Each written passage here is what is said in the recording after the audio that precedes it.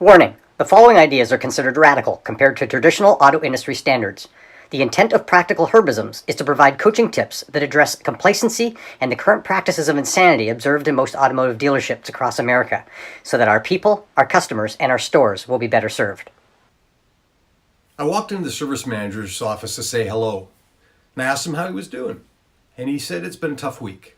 I asked him why, and he shared with me how he had let a couple people go. I asked him why that was difficult. He says, it's always hard letting people go. So I asked him, would you like a way to make it easy? He kind of looked at me sideways thinking, boy, this is awfully hard and cold. Herb's not usually like this. I said, no, don't get me wrong. I don't think that terminations should be difficult. If we do things right in the first place, terminations shouldn't be hard. They should just be a realization that we're no longer a good fit with each other in the organization. Either the individual is not the right fit for the organization, or the organization no longer fits for the individual. So I proceeded to share with the service manager this approach. And it's called right guy, wrong guy conversations. I said, when you hire somebody, the first conversation you have with them is that you say, let's have an agreement. You joined the organization because you believe we're the right organization. And we hired you because we believe you're the right person for this organization.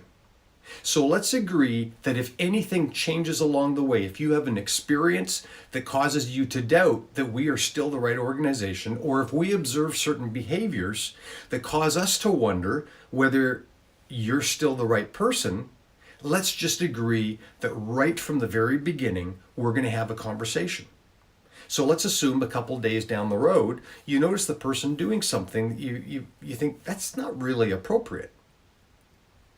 Per your agreement, you call them in. You say, remember that conversation we had a few days ago about right guy, wrong guy conversations? I happened to notice that you were doing whatever it was he was doing. And to me, that is wrong guy behavior. So I just wanted to bring you up to speed and make you aware that that was not acceptable and that's not appropriate relative to what we do. Now, at that point, the person's got a choice, right? It's either a learning opportunity, and there's the old don't know, don't care. They either didn't know, and you're now helping them to know, or they didn't care. Or they actually have a reason for why what they did, and that's helpful information for you to be aware of. So you keep going down the road, and the point is, if you keep having these wrong guy conversations, doesn't that prove to you that possibly they're the wrong guy? And at that point, you've had enough of those kinds of conversations that when you bring them in the next time, you say, hey, listen, for some reason, we're having a lot of these wrong guy conversations. So that can only suggest to me that maybe this isn't the right fit. The beauty about this is you're having immediate early conflict and you're doing what I call pulling splinters. Instead of waiting for a splinter which you think will just go away and instead it gets infected and it festers, you pull that splinter early when it's easy to do, causes the least amount of pain. But if you find that you keep having to go over the same territory, it's telling you something about the fit of that individual for the organization. And the sooner that you can separate your ways, the better. Not only for the organization, but for the individual. But at least at that point, you've done everything you can to make sure that they are aware that they are not the right fit.